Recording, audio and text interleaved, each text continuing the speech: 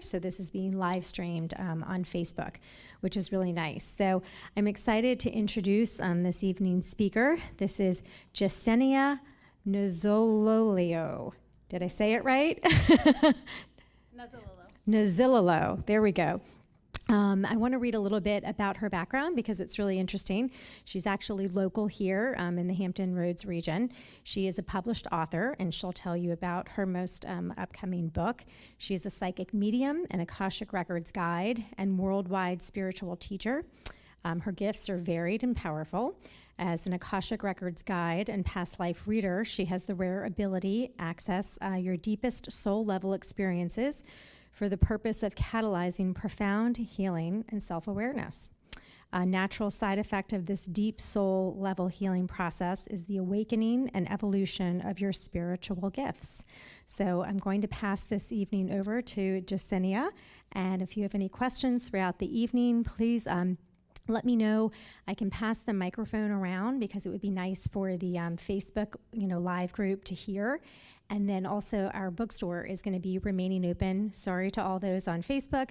But for those of you in the audience, they're going to remain open for about a half hour past this evening if you decide you want to peruse our bookstore. So with that, have a great evening. I'll be in the back. Thanks, Jessenia. Thank you so much for that.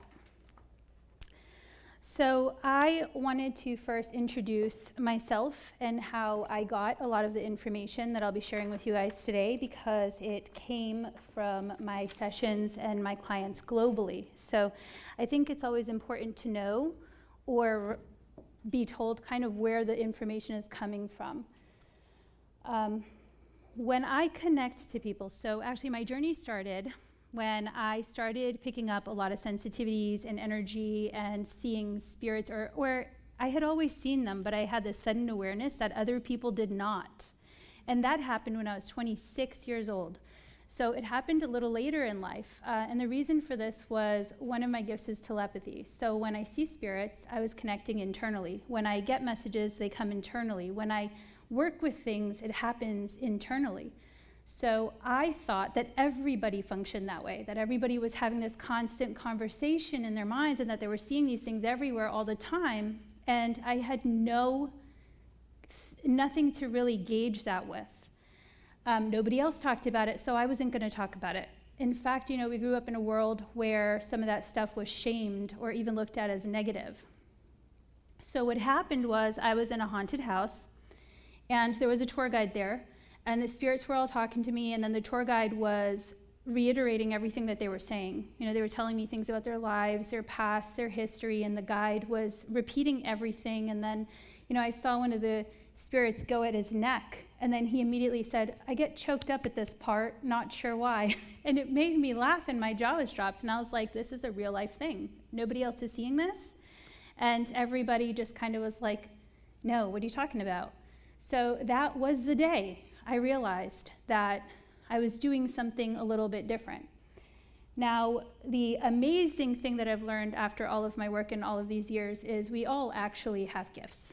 The reason a lot of us are so blocked to our intuitive connection, our higher self, or our gift structure is actually what we would call past life traumas, blocks, not using our energy appropriately, not connecting, feeling like we are kind of drowning or distracted by our environment. So I've learned that the more we heal, the more we expose those gifts, the more they surface. We are all here for that in this life. The idea is everybody wakes up, everybody does the work, and we create this beautiful world where people are able to be born connected to spirit. Our spiritual connection is not the anomaly. In fact, the disconnection is the anomaly. That's what makes Earth so different than any other place or incarnation, and such a difficult place to be. But it's also what makes Earth really, really valuable. Earth is an incredibly dense incarnation. So that means whatever we bring to Earth, we densify. And that density is incredibly powerful. So we feel more intensely. We are more intense, but it also creates more intense debts. If we have experiences, those experiences are then amplified, and that debt is therefore amplified. So one of the most interesting things I've learned with karma is that there is no actual contract. For the most part, most of us don't have these gigantic karmic contracts. The reason we are so interested in paying off these debts is because it really is a terrible feeling to walk around feeling guilty or in pain or feeling this deep suffering or feeling like you owe something to someone or you didn't create peace with someone and heal old wounds. Because those wounds would have been aggressively densified on Earth. And what happens when Earth is gone? We carry those wounds for infinity, right? We have to carry them with our soul structure as long as our soul exists. Our souls are infinite structures. So the rush to pay back our karmic debts is really a personal experience. We want to pay back and make peace with our experiences. Now, another really interesting thing that I've learned about karma is that it's not this petty punishment a lot of people like to kind of assume. It is this beautiful cosmic balancing of infinite energy. What is given must be taken. What is born must eventually die. It is essentially balance in creation. It's what we call one of the universal laws. It's energy is infinite because there is a constant accountability to pay back what we have taken, right? If we don't give back to the bank, then we run out. So spirit, the cosmos, the Akashic realm, Grand Council are incredibly involved in this process of karmic balance. Because essentially, if we aren't responsible with our energy use, if we aren't efficient with our energy use, we don't have enough energy for this experience. We can't continue this evolution and growth. We would eventually use it all up and destroy. So balance is an absolutely necessary part of this experience. So when I look at karma, I see it as the necessary give and take. I see it as the balance of karmic law. I see it as, infinite energy exchange. And I've learned a lot reading through people about this karmic experience. So I had met a past life regression therapist that actually came to the Institute when I still lived in New England, Massachusetts. And she studied here, she did her work here, and then I realized, I need to learn more about myself and my life. So I went into a past life regression, and during the regression, I visited some lives, and I healed some people, and I started accessing records. I woke up, and she studied Edgar Cayce, she studied all the work, and she said, "Did you know what you just did?" And I was like, "No, I just did some stuff." I also helped my great-grandmother cross over. And she had started talking about Akashic records and their purpose and the things that, I was experiencing during my own regression. So after that, my obsession with the records kind of began, and I started helping people access theirs. So I learned that I have this ability to go into people's records and read their past lives, their soul origin, their gift structure, whatever history or debts they have that they've carried with them. And it's a little bit different than a past life regression therapist. I like to say the difference would be, you might go into regression for 4 to 6 hours and you might get, 4 lives, 3 lives, 2 lives, depends on how willing you are to receive the information and how your guide functions. I had a beautiful experience myself, but I was there, I think, 4+ hours, and I think I saw 3 lives. When I work with someone, I have accessed, 4, 6, 8 lives in an hour. I think my max was 17, because we do this thing where we do clump repair. For example, if we have a past life theme, like, there was a lot of relationship problems, we might be able to resolve that with a theme where we can pull up all this, how it repeated, how many times it repeated, and then heal everybody at the same time. What happens with these beautiful things is when we go into your records, the chakra structure is like an onion. So when you have disruptions to your layers, they're going to surface in your physical energy. They're going to come out and affect the waves of the surface, your energy.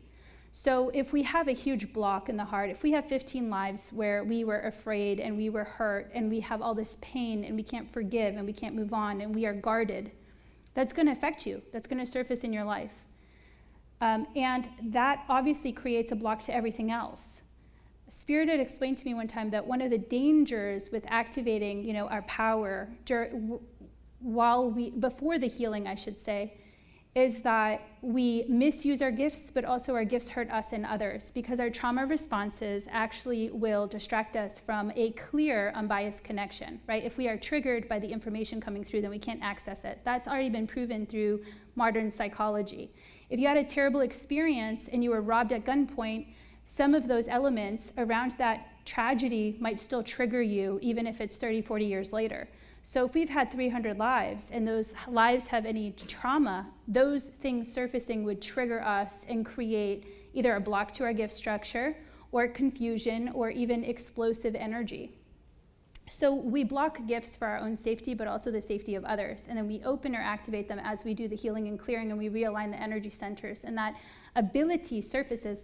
Now, the reason they're called gifts isn't because they're rare, right? Like I said earlier, everybody has gifts. The reason they're called gifts is because it is something given to you, a program to assist the collective. So it's something you gift others. It's something you are in service for others. It doesn't mean that there is no energy exchange that required for that. You know, balance, karma, energy, right? We give, we take. So that's really important to note, because if we are someone that has a powerful gift structure, a gift structure at all, that's activated, and we are in constant sacrifice, that is a trauma response. You will deplete yourself, you'll block your energy, you'll block your gifts, you'll reduce your gifts. So that's important to understand too. So karma isn't a petty punishment. It really is the cosmic balance of infinite energy and its universal law. It's the basis of universal law. We have a lot of different types of karmic terms that surface in past life healing and clearing through clients that I wanted to discuss. I always say this to people because I think a lot of us don't understand this particular concept, is that interfering with someone's karma will mean that you absorb their karma. And that's a really dangerous thing to do. So, for example, if there was somebody in a really abusive relationship and you convinced them to stay because your belief systems require that they belong in that relationship because of marriage or your belief in God or your belief in whatever it is, and you made them go back and you kept forcing them to go back, and they got all this pain because of this experience, you're absorbing some of that debt. You've now involved yourself in that abuse cycle. So that's really important to recognize, because especially as parents, we do this thing where we try to steal our children's lessons and we try to involve ourselves in their lives, and we often find after there is a lot of guilt and pain for that, because we've absorbed a lot of that karma and we can't really release that appropriately. We're having a hard time letting go of that. But also it many times creates more pain in the child's life, or the adult child's life, I should say, because their lesson was delayed. And a delayed lesson obviously lasts longer, and that's more suffering. So I like to point this one out because I think this one's really fascinating, that guilt can sometimes be more dangerous than karma. Guilt can never be repaired without self-forgiveness. It's an infinite sacrificial wound and trauma-based response that says, I'm a bad person or did bad, and therefore I'm undeserving of good things. So sometimes it surfaces in people's records as really bad luck. If you believe you're unworthy, then nobody in this world is going to convince you otherwise. If you think you deserve suffering, nobody is going to be able to convince you that you don't. If you don't think you have the right to be happy, then nobody's going to be able to force you into happiness. So guilt is actually sometimes more powerful than karma, because karma can be balanced, karma can be repaid, karma can go into your life plan, and you might unconsciously be paying that back. But guilt doesn't get resolved until you go and recognize the guilt, forgive yourself, and release that pain or problem, or that entity attached to that problem, whatever life that occurred in.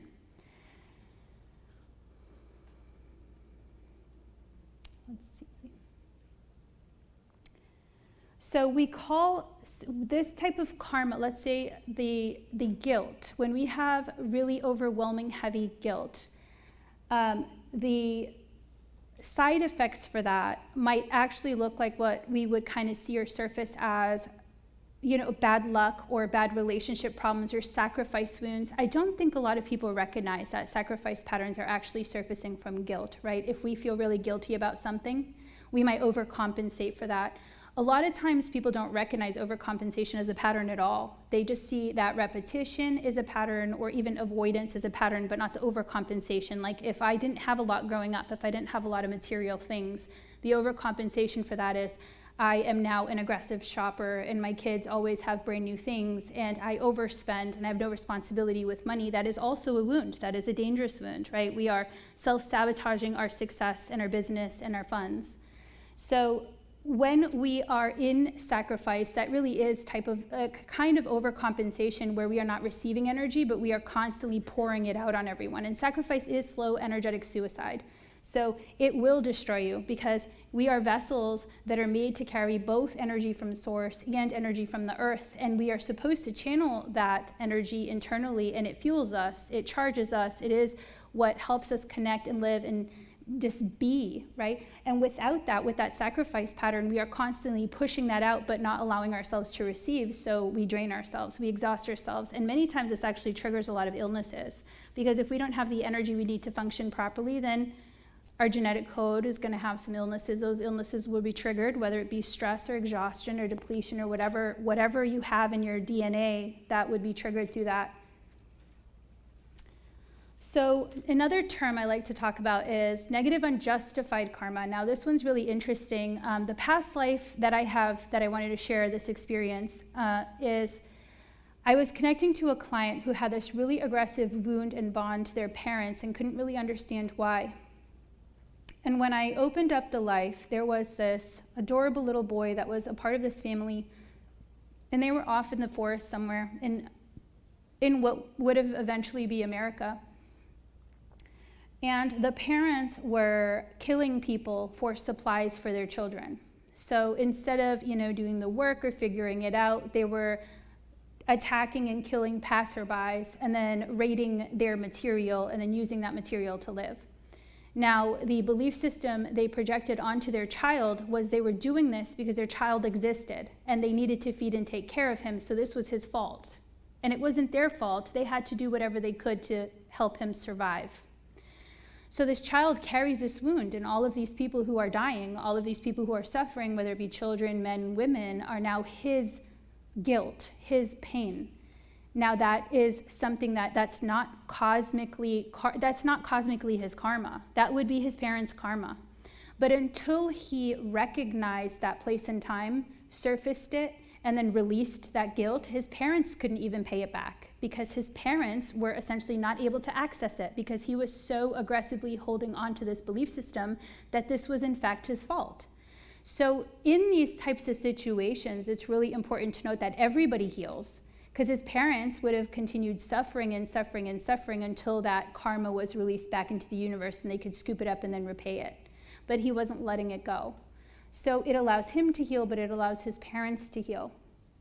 Now, karma repayment doesn't always look very negative. In fact, it looks sometimes pretty positive. Like, for example, if you are somebody that took a lot of lives, your karmic repayment or life plan might be to help people heal. It might be to be a doctor or a nurse. It might be to give a lot of time in saving lives, to create some type of medical system or experience that would save people, right? We are paying it by giving what we took.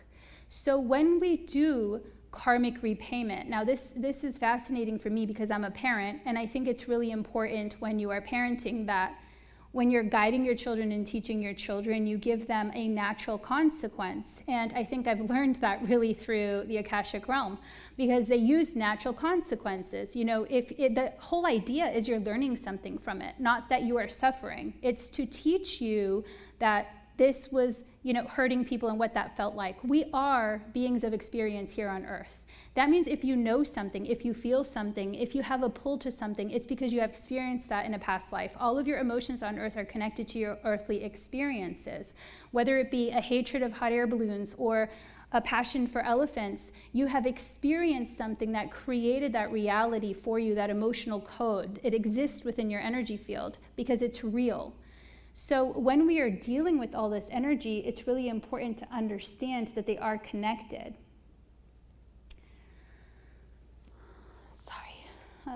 Let's see.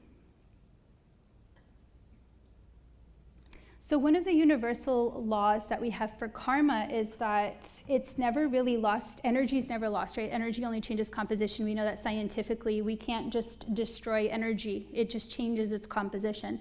So what we're doing with karma is we're changing the composition of our energy.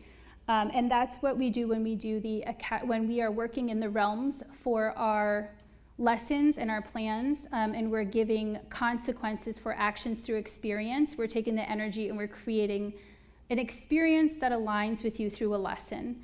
They call it, this is a beautiful channeled message that I got a long time ago, but they call it the law of relatability. And it's the idea that if everybody was more compassionate, we would see each other in love and patience, right? If you could feel somebody's pain, you wouldn't judge them, you wouldn't make them feel terrible, you wouldn't hurt their feelings or be impatient with them. You're more likely to be patient when you know somebody's story. That comes from this idea of relatability. It comes from this idea that you have felt it at some point in time and therefore you recognize it at a deep soul level. So the idea is the more experiences we have on earth, the more relatable we are to earthly experiences, the more compassionate we become. But the flip side of this is if you've had 700 lives on earth, you have 700 lives of trauma. So that can make us pretty bitter in itself if we don't know how to heal it. And on earth right now, we don't really have a lot of modalities for tapping into our past life traumas or recreating ourselves. I mean, psychology itself is only, a couple hundred years in the making. So we are just starting to develop this sense of understanding these lessons and how they surface in our emotions and in our lives, and how we can continue evolving through these experiences to release that pattern and then be more compassionate, connect deeply.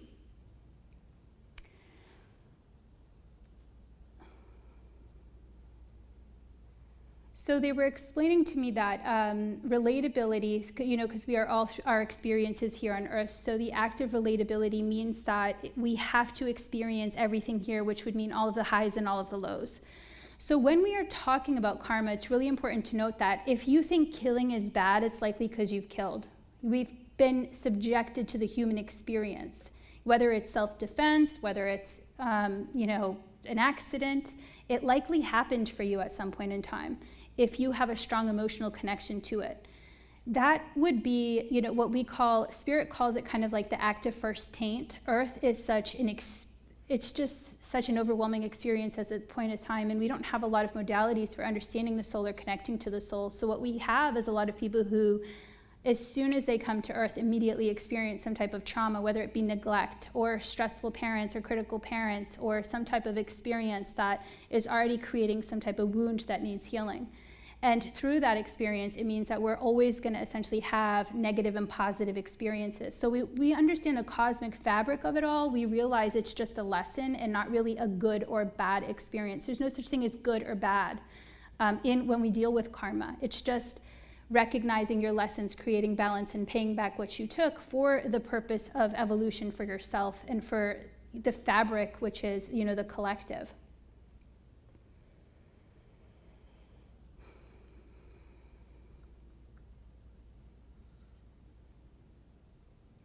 So this is a really interesting thing that I've also come across in my work, is karma dumping. Now, some souls do it more than others, but if you have a life, let's say someone has been here 300 times and they have a bunch of debt and it's very overwhelming, they might actually ask a loved one, a soul group member, to hold on to some of that for them so they could incarnate it with an experience that wasn't too overwhelming, and they might actually flee. So this harms other people, this is one of those experiences where you have a whole bunch of weight that doesn't even belong to you and you don't know how to heal it or clear it or release yourself of it.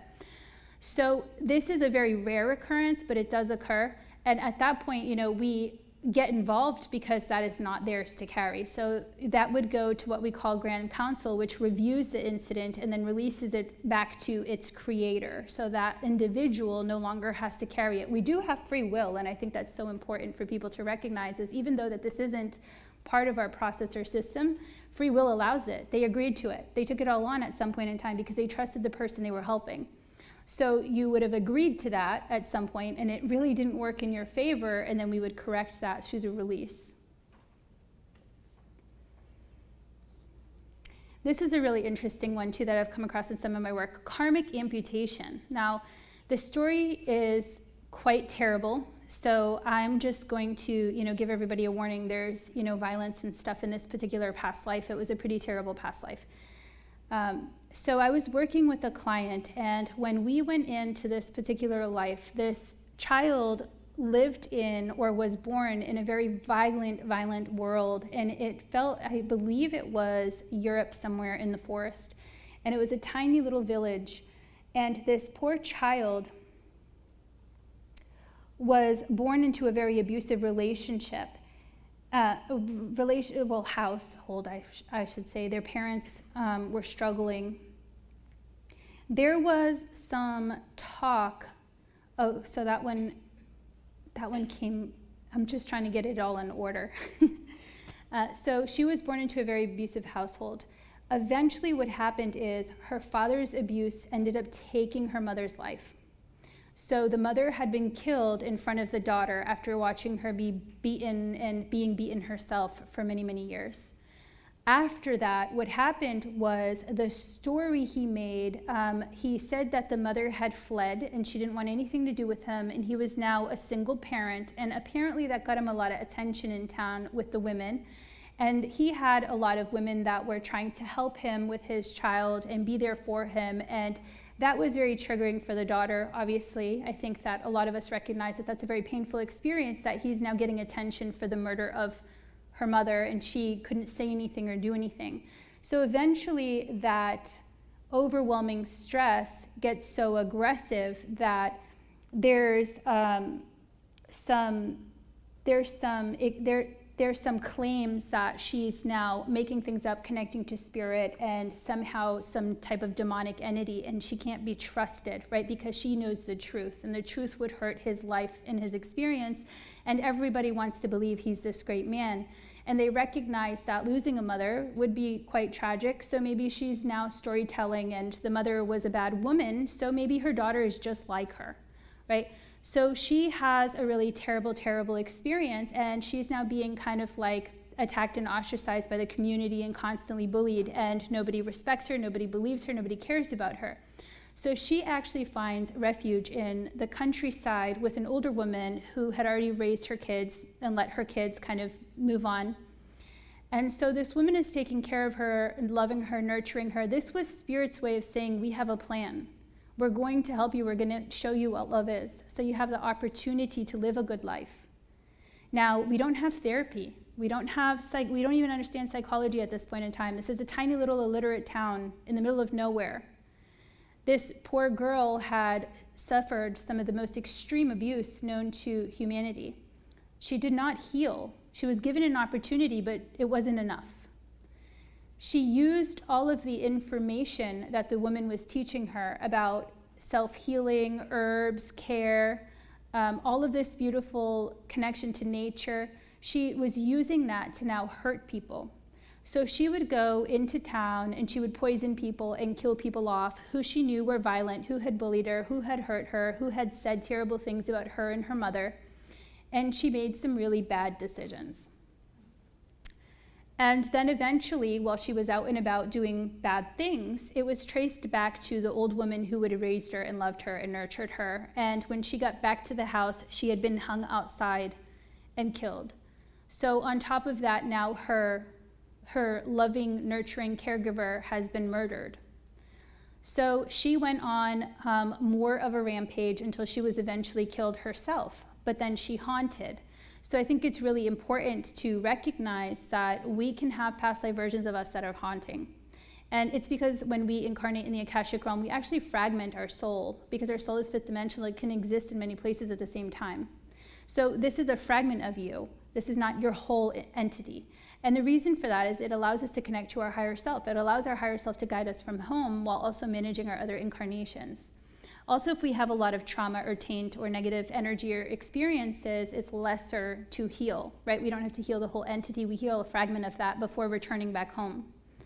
So it's a very efficient process. Spirit loves being incredibly efficient.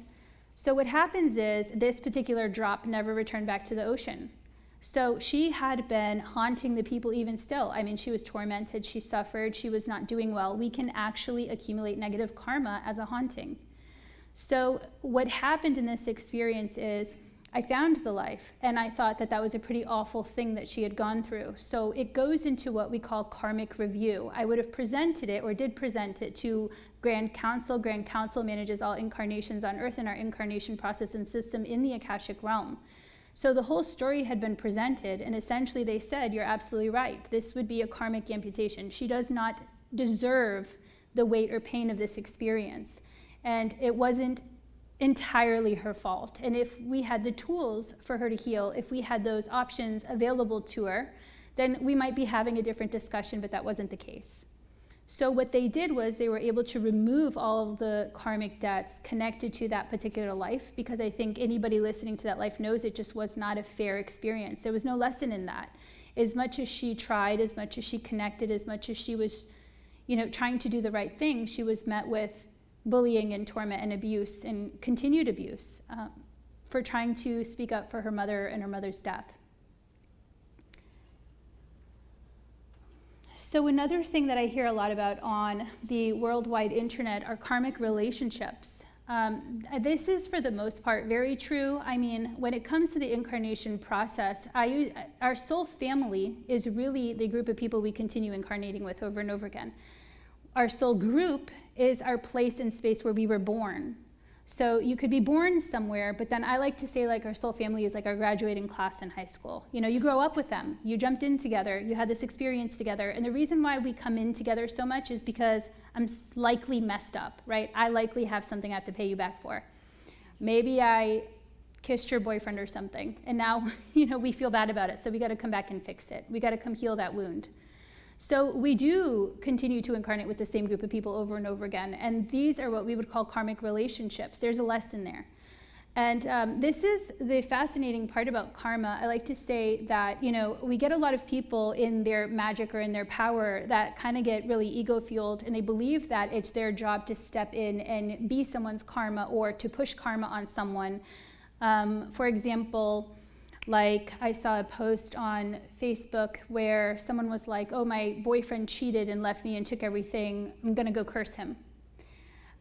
So the idea with this is we as human beings have absolutely no idea how much someone has given or taken throughout all of their lives or experiences at soul level. It is such a cosmic database. If I wanted to know if you were in debt to this person, I would have to go in every single one of your lives, and I would have to weigh that, and I would have to decide, well, how many lessons have you learned? How much have you given? How much does this equal? And that's why life planning is so extreme. It takes billions of souls to plan this one life, your one life. So to think that we know somebody's debts, it's a very ego-based thought. We have no idea what somebody came with to complete. And yeah, sometimes the cheating, that might have been a lesson. Maybe you've cheated a million times. Maybe you need to learn what it felt like. Maybe you needed to have that clarity and clearance for yourself. So when we force ourselves into completing someone else's karmic debt, we very much end up stealing that lesson ourselves. If they didn't owe anything, now all of that debt becomes yours because you thought it was your job and you've stepped in and you've taken over. There are experiences in our gift structure where some people are here to balance karma, and that is what we would see as a karmic balancer.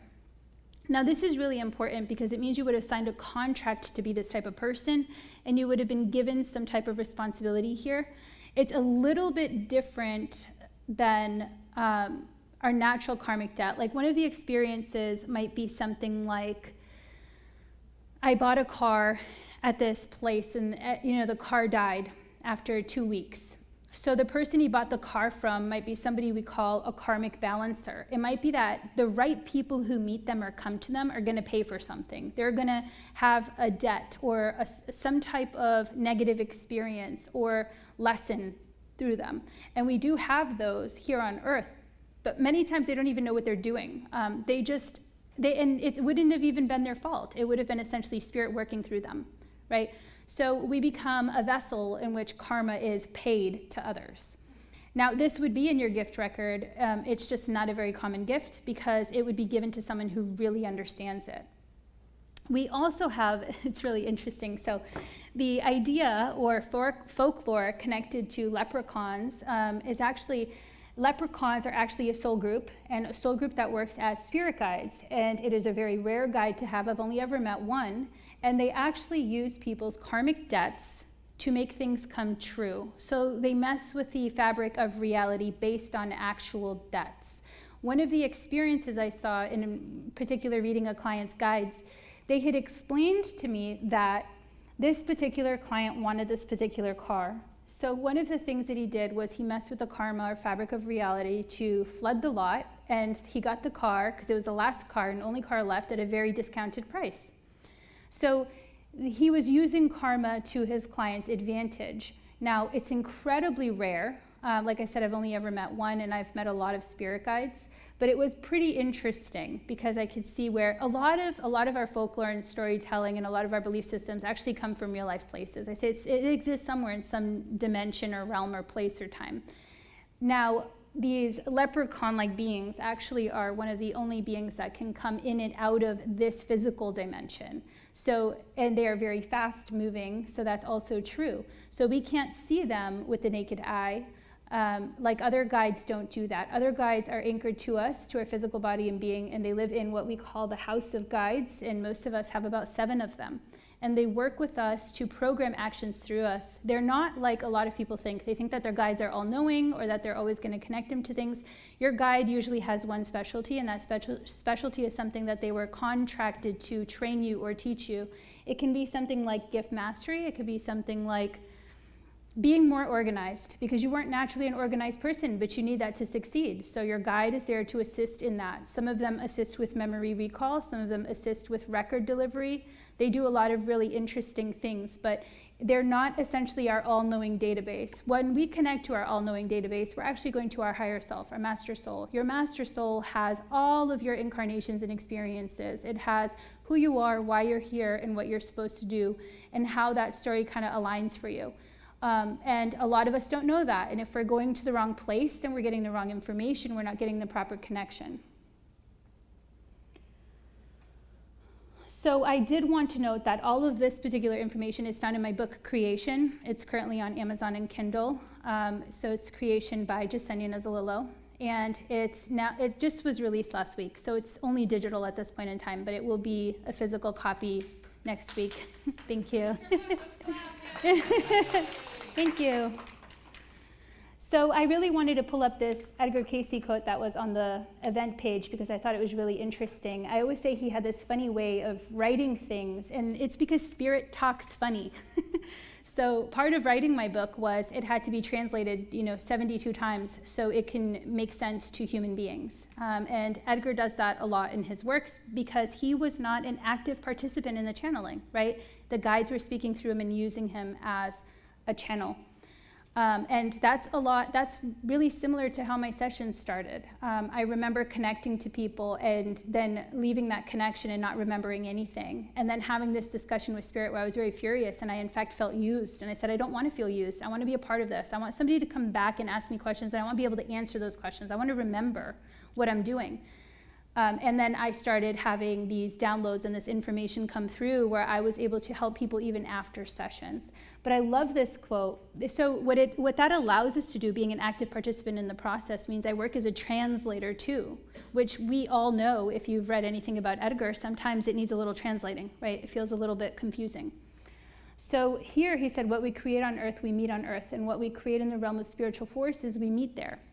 And I think this is a really powerful quote when talking about karma, because if we look at Earth being one of the densest incarnations known to Spirit, we would see that that density is incredibly powerful, but also those debts would be very powerful.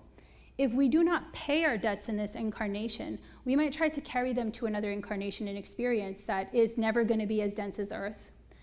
And in that sense, it's almost like trying to pay back our debts with a really inefficient currency. That's like me trying to pay millions of American US debt with pesos. The currency exchange is awful, and it would take me much, much longer to create that balancing system. So what we create on Earth should be paid on Earth, because that makes the most sense. Also, when we go into other planes or places or incarnation structures, the lessons are very different. So it would be very difficult to find that balance or that recreation in another experience. One thing I have learned with my sessions is we do have trauma in between lives. So we have soul level trauma. And I thought this was quite fascinating because when I was looking at people's charts and records, I realized that, they were coming to me for healing here in the physical. And I thought, why are you, someone who had this experience at soul level, incarnating to take on the healing? And the answer from spirit was, if the energy is denser, so is the healing. So essentially, they had this really traumatic wound, and they wanted it cleared on Earth because Earth has a denser healing system and cycle. So it has, again, a positive experience, but it also has its negative experiences. So I thought that was a really beautiful quote. Did anybody have any questions they wanted to ask? Me. I've been holding on to this one for a little while. Just so the audience can hear you. I had a question about, it seems that as I work on my own healing and my own gifts, I'm attracting other people that are, vibrating closer and closer to that. So what you said is that that it's important for us to do the healing work, that we know how, and some people need to heal their lives just from the 20 to 60 years they've been here already. And that's priority number one. And get adjusted so your body can heal and just some of that stuff. So what you're saying is that that's part of the process, that we have to do that healing, because until we do that, our gifts won't even be given to us, because you're saying that we can traumatize ourselves and others because we haven't healed. Well, we also confuse our trauma symptoms for gift use. So, for example, a lot of people believe sacrifice is somehow a healing gift, and it is not. It's very dangerous. It's a trauma response. Right. Some people believe that having heavy irrational emotion is somehow an energetic gift, but it is not. Usually that is a very heavy, deep emotional wound carried from past life experiences. Now, emotion is incredibly powerful, but we have to use it the right way, right? We do not control emotion. We understand emotion. If I'm triggered by something, I must find the trigger for that experience and then release and heal it and reconstruct it. Emotion will lead us to what needs healing, but we don't respond like that currently on Earth. We get very explosive, and then we blame other people, and then we get mad, and then we hate people, and we want to cut people off. The idea is that we actually shouldn't cut anybody off, because we change our frequency, we change ourselves, we change our belief systems, and then we just vibrate to different people, right? So essentially, when you've done the work, the people leave. There's no connection, they walk away. So we try to bypass that with, I'm just gonna go live in the forest and do my own thing, and it doesn't work. You just get miserable and bitter, and you're still suffering out in the forest, doing your own thing, living your same patterns. So confusing our trauma responses with our gifts is also a big, huge problem. If we are, sometimes it also depends on the gift. Sometimes our belief system is a block to our psychic abilities. If I very strongly believe that something must be one way, then there is nothing that's going to come through that's going to convince me otherwise. So we learn to be more open-minded. We learn to see differently. There's a lot of training that goes into this. This really is the first life here. I would say this is the most powerful life, because this is the first life where we have the knowledge that we do. We have this opportunity. You are an accumulation of all of your experiences. You have the ability to tap into that. You have the ability to master those gifts, and we are here to do big things. So it's a really important time and place to get the work done. But often what I find is, when I'm working with someone who has severe trauma in this life, it didn't start in this life. And that's what we find, and that's why it's so hard to heal the pain you're suffering with in this life, because it's actually connected to maybe 50 experiences that were very similar. So it's not as easy as you should go to therapy. You're going to be in therapy 30 years if you never actually tap into those past lives that started the wound. So it can be a very complicated system and process. It's deep.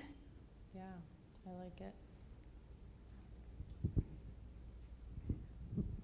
Sometimes it feels that karma's coming sooner for me, like within the day.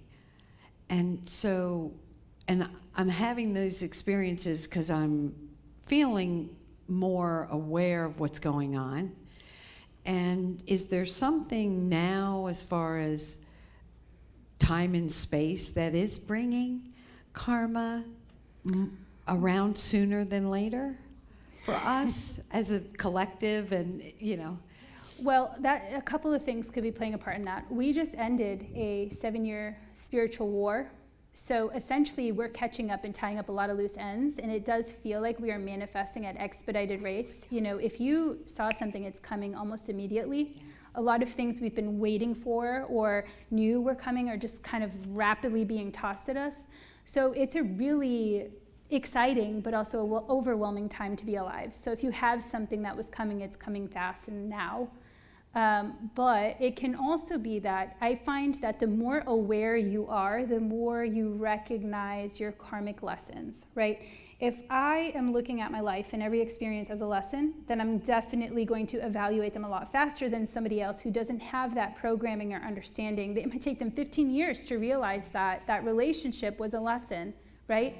So when we are aware, we evaluate things faster, and therefore we definitely recognize that give and take because it's everywhere. Yes. Oh, thank you. That's good. Very welcome. And you mentioned, have a quick follow-up. You mentioned feeling bad luck if you're not doing something. And I've had a couple things coming at me that... Self-forgiveness. Okay. Because I find 4-leaf clovers all the time, and I love that whole thing with the leprechauns. And so, I felt like I'm kind of stuck in this thing, and I want to clear it out. So it's just all about the self-forgiveness. Well, the trick to that is there's no bypassing the system.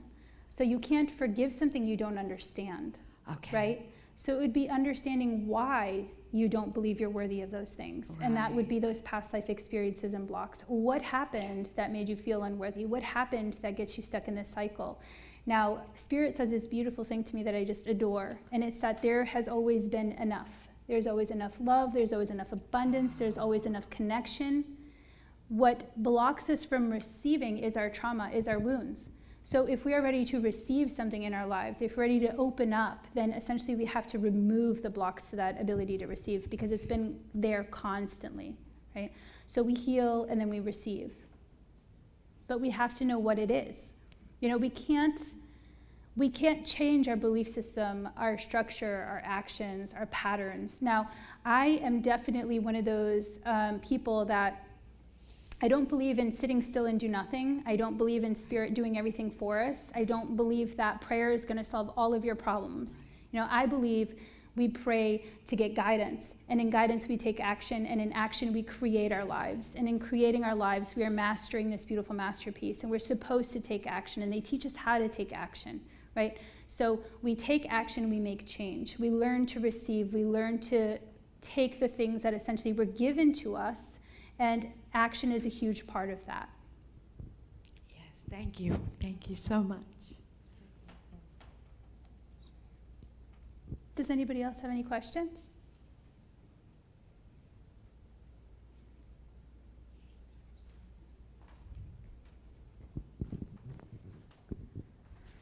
So you mentioned karma as it almost sounds like it's a negative thing, most of the stuff you're talking about. And I know for a fact that I've got a lot of debt, so I'm not talking about me, but is there such a thing? Is there such a way as to have positive debt or positive karma, or do they become then balancers at that point? How does that work? Yes, karma is, I call it cosmic money. So we can definitely have a surplus. The thing is that most people don't recognize a karmic surplus because it doesn't hurt. So they just think like, oh, things are going well, then I'm not eating karma, right? I'm not getting my lessons kind of thrown at me. But it just means you're having a positive experience. It just means that you're cashing that in. Maybe it's in this life you have more things. Maybe you got a bigger house. Maybe you're using it somehow to create a reality where you might have more of something than someone else. So that would be a use of karmic surplus. And essentially when you go into life review at the end of your life, that karmic surplus would eat up any of the debts. So essentially you put them in, plug them in, and then your surplus goes down. So there is a such thing as surplus, but most of us don't really see it until we're done with Earth, because you could have a life where you really eat that all up. So we like to keep it there. You know, we want to be energetically efficient. And can we give some of our good karma away to someone else? Like you said, we can take on someone's debt, but can we give off some of our surplus? Well, yeah, we have free will, so you can give your energy any way you choose. It's just the idea of trying to figure out if you really have a surplus, right? Because you would have to go into your records and understand how much you have and if you have enough for the rest of your life. So there's this huge, again, financial equation that comes with that, right? You would have to know what life you're on, how many lives you've got, how much you've got to give, and then you might be someone who is able to help and heal and give or create a charity or something like that. So too complicated to really figure out. Yeah, I mean, I'm sure we do it all the time by accident. I always say that, you know, sacred geometry is the idea that patterns repeat, you know, and humans are terrible with money. So I'm sure at some level, we are terrible with money too. We're terrible with that energy exchange. We're not as efficient as our guides or life planners, because that's their job. They're the accountants of spirit. So I'm sure we do it. You know, we give away too much, and that's where we go into depletion cycles and exhaustion cycles. So, I mean, we're definitely here to exchange energy. I think the idea is that what you give should be returned anyway, right? That is the agreement we have here. We are learning together. We are exchanging. We are here to exchange energy. That is how we grow. That is how we evolve. We're not here to be solitary individuals who don't ever want to experience anything or anybody. That would, again, be a trauma response. So I think we do it simply existing. But to know how much you have and how much you can spend, I would say that's some cosmic equation that would have to be aligned with the boss. Thank you. Thank you.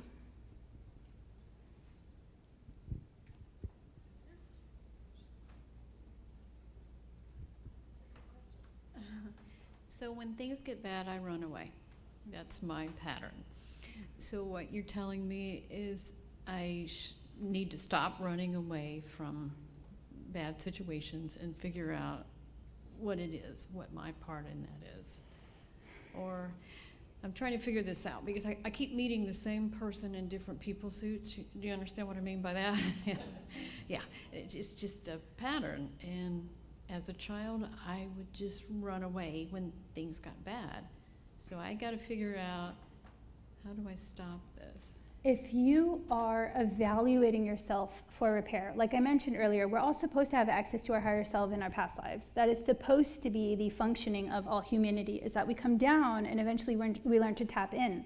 That's our database. We own that, right? It's ours to keep and use. It's ours to evolve from. The idea is that we should be coming here and then we should be able to self-evaluate through that connection or that bond. We should be able to say, hey, this pattern didn't begin in this life. This pattern occurred from this experience. Now I need to learn this lesson and work through this. And you would have the help of your team. Most of us have a lot of trauma. Most of us don't know how to connect. So we have that blockage. We don't have that information we need to correct the pattern. If you want to self-evaluate, without that connection, the most powerful thing you can do for yourself is recognize your emotions are always going to lead you to a place of understanding if you use them appropriately. Remember, so everything you feel is some type of lesson if you evaluate it appropriately.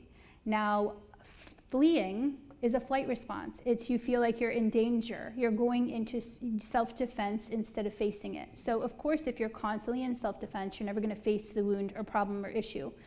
So one of the first things you would have to do is stay put long enough to figure out what the heck's going on, right? And then face it, evaluate it, face that fear, dig deeper.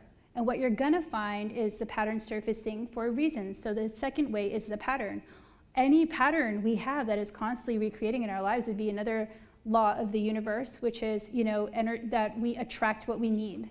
You're always going to attract something if it's going to comply to these lessons. So it's about recognizing why you're attracting the pattern, what that pattern is, and what that pattern has to teach you so that you can break that cycle. When you heal it, the cycle breaks, they stop showing up. So there's a lot to that. It would have to be a very specific, you know, session or work with you, but I do it a lot, so it's not impossible.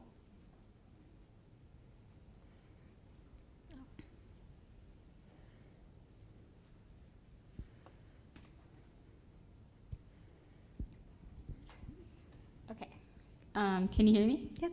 Okay. So I was at another training in another place, and they were trying to explain that we've gone into the age of Aquarius, and that many people, maybe not all, were going to be able, in this person's view, to break loose of the karmic death cycle and work on things that were creative and positive and enriching to Earth and all people. And that sounded really great, but I didn't quite understand what that transition was, who the people would be that could, feel free. Personally, I feel stuck a lot. Like, I have lots of things that I would like to do or have creative ideas about, but I just can't quite do them. And so I was really excited when she was like, oh, now people are just going to be able to move into these things. But I didn't know if you could talk about the age of Aquarius and if anything is changing with the karmic cycle due to that.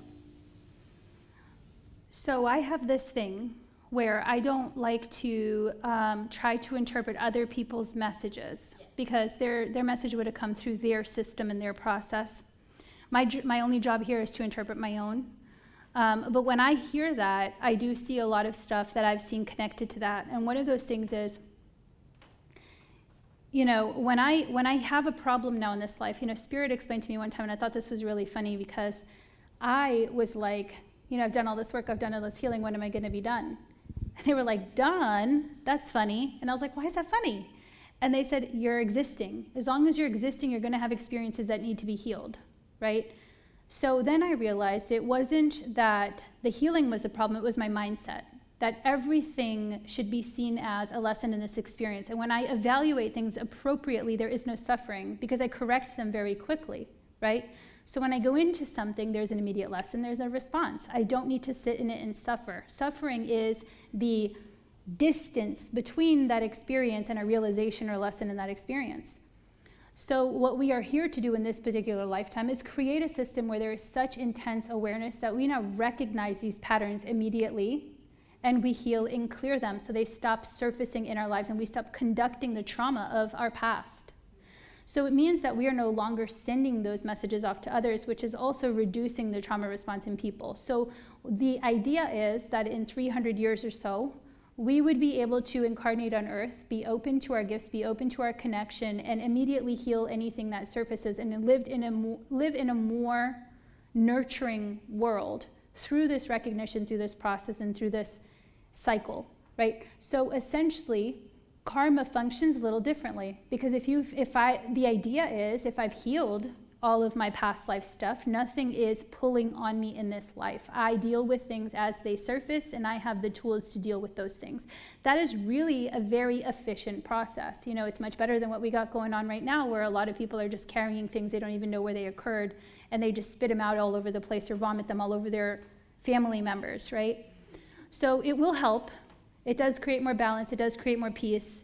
But there's no such thing as perfection. There's no such thing as, I call it utopia, but it's important to understand that even in spirit, we make mistakes. Even in spirit, we have trauma. We have karmic debts we create in the realms, in the higher realms. We are beings who are existing, and therefore we do make mistakes. We're still learning up there too. Thank you for that question. Does anybody else have any other questions?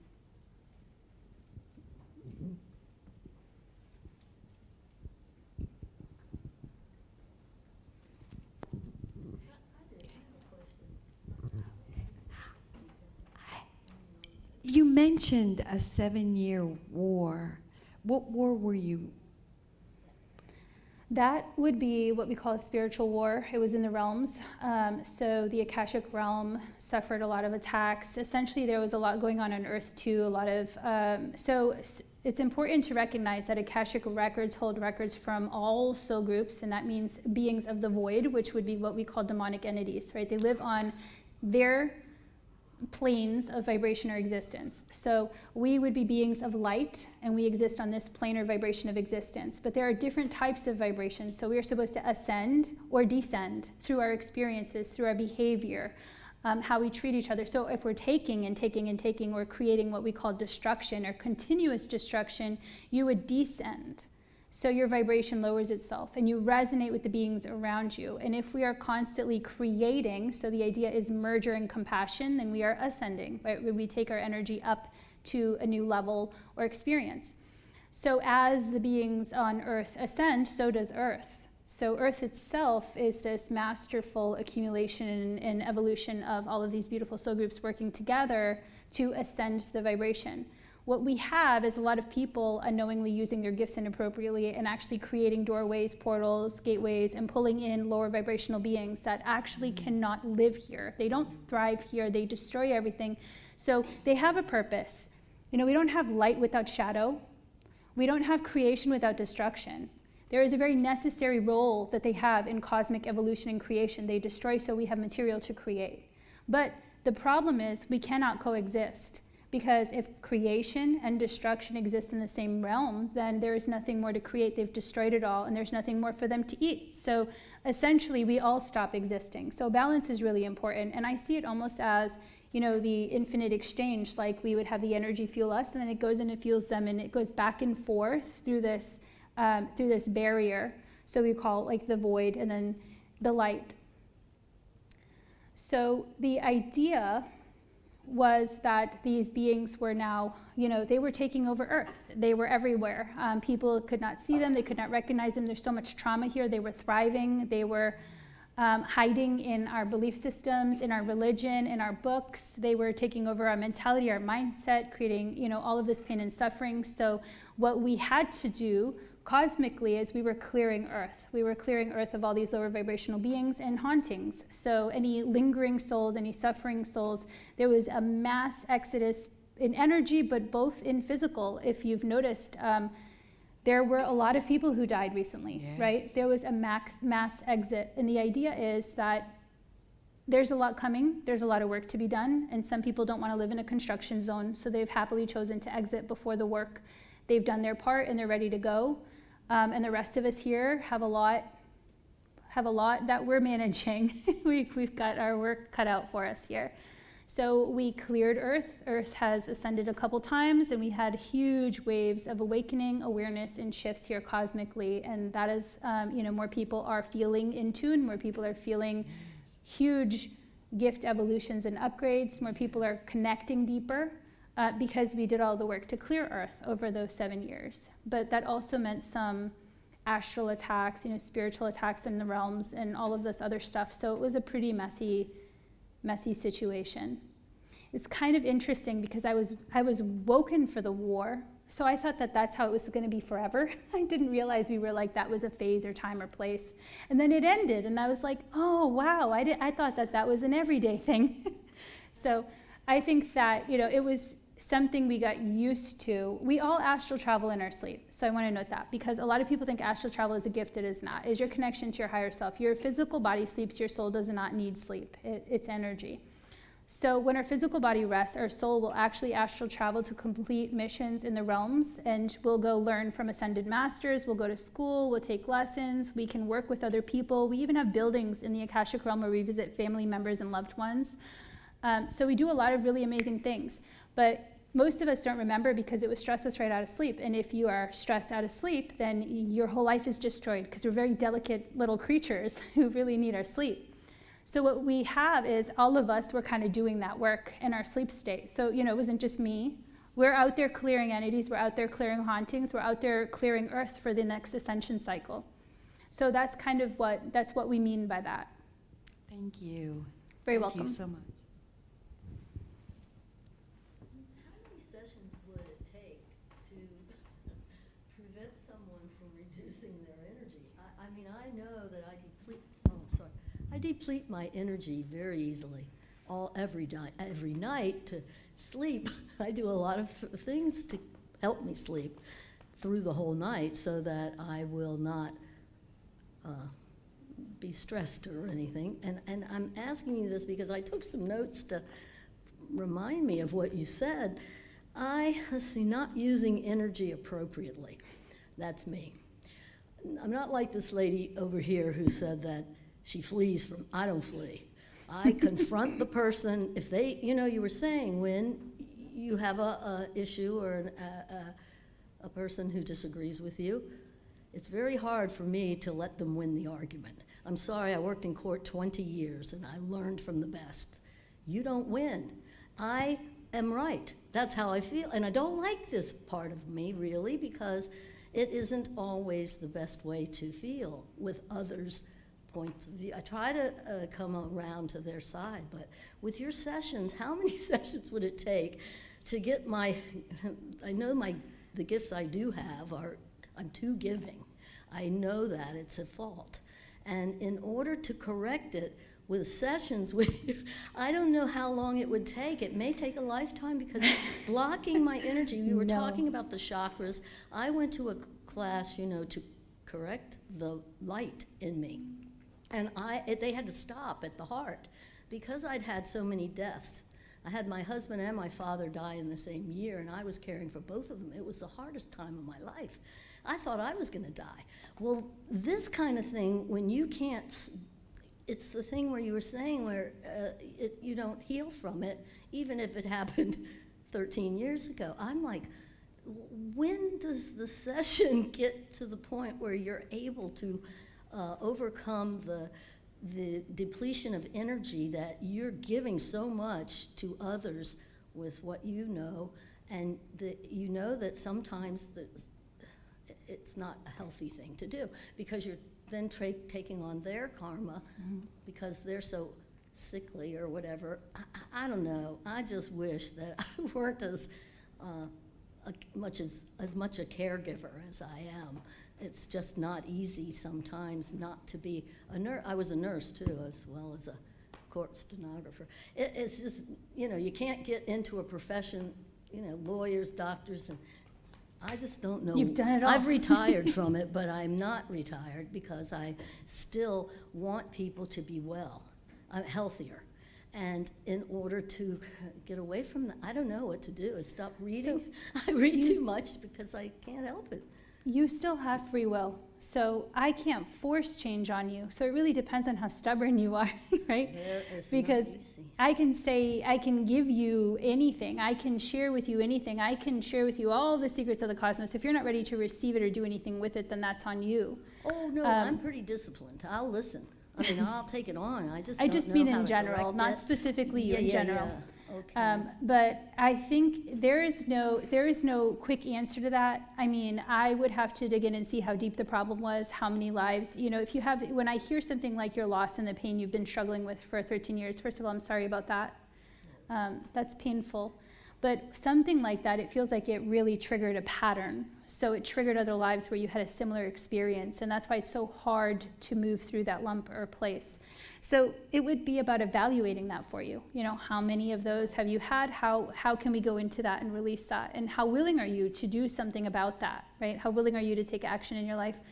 Sometimes I always say there's like minimum 3, because I go into your soul records with your soul origin and we access your trauma to your physical structure. So these are like tear scars to your auric field, blocks to your energy. These are really massive traumas that created energetic wounds.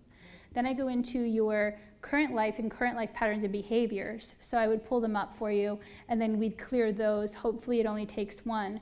I do have clients that need more because they have really aggressive patterns, illnesses, like things, generational patterns, family patterns that keep surfacing in their lives. So they need more.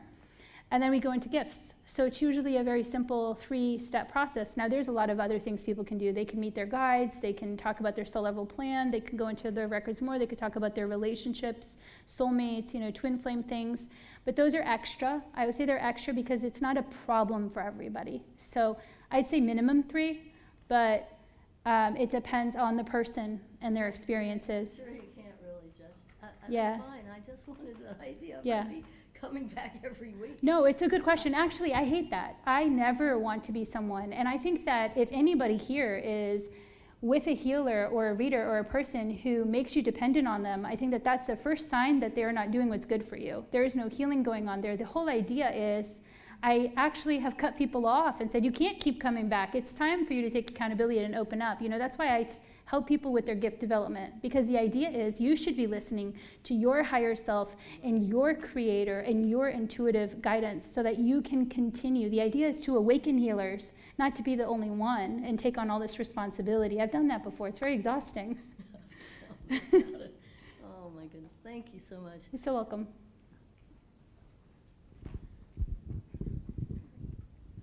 So I apologize if you already talked about this. My mind processes all the time, so I'm processing what you just said, so I might have missed what you've said right after that. But when you do these, when you help people, do you past life regress them, or is it just you open the Akashic records and here's what I'm seeing, or how do you help someone? So I go into people's Akashic records. So I have clients globally. So I have clients in every single continent except for Antarctica, because apparently nobody lives in Antarctica. So penguins don't need help with past lives. I almost got a scientist there to let me work with them, and then they lost Wi-Fi. And I was like, I just needed that last, continent. But I can go in at a distance, which is really great, because I access your soul records. That's a 5th dimensional database. I don't actually need you to be in front of me. I also do live sessions. Some people prefer that, and I work with them. The better solution for, I think, live sessions is if you have a lot of trauma in this life, because that is a conversation. I need to know how you feel about that, and if you understand the lesson, or if you need guidance or support through it, right? Because let's say we have a lot of baggage with our mother, then we have to sit through that, and we might have a lot of comments or questions about how that related with us. We might need some physical support.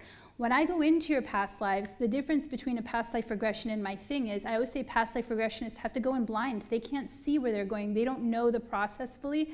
They're depending on you, someone who likely hasn't done this many times, to be the guide, and they might give some structure based on their training. But if they don't have any other gifts working to help them or guide them, then they're missing a lot of information, right? So I actually don't like for people to be there, because they like to ask questions that are not necessary. Like, what color was I wearing? What shoes were I wearing? What year was it? And it's just, Spirit gives us what we need to heal. And if none of that's relevant, then they're not giving me any of that. We're going in, we're healing the wound, we're being efficient, we're going in, we're clearing it, and we're pulling it up. The consequence for that is actually what we call past life vortex. So if you obsess over that moment in time, you are linked consciously to that place. It will actually drain you and take your energy. It will become you. So the pattern continues through this vortex. So the idea is they give us what we need to heal, to release, to clear. It has a purpose, it has a direction, and then we are released from it. We are freed from it. It is not to obsess over. So we are allowed to move on and heal. So I actually like doing my own thing, because I know where to go, I know what to do, and my job is to heal that version of you. And in that, you get the best results, honestly. But like I said, I could do it live or I could do it online. I just do it both ways.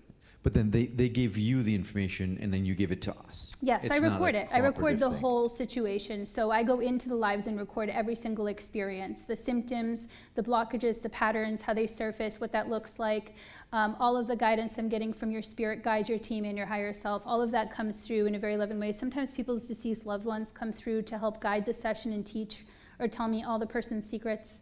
So it all comes through in a very informational, hefty session, but you would get a recording of the experience if that's, if it's a distance thing. Because like some of my clients, they're 12 hours different. So I do their sessions while they sleep, and then they get the recording.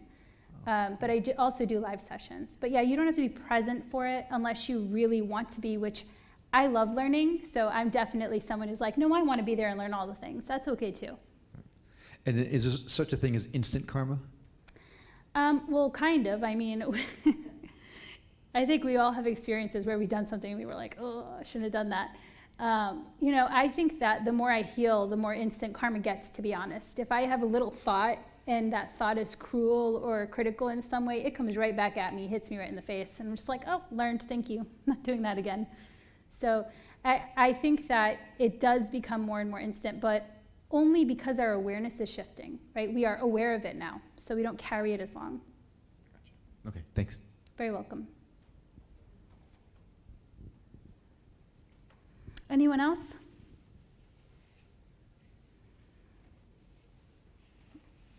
Was that all? Well, thank you everyone for coming out and listening online and all over the place. I really appreciate your time, and I hope you all learned something from the experience and that you were able to take something and help yourself through your own healing process, hopefully. Thank you so much. Jessenia, thank you.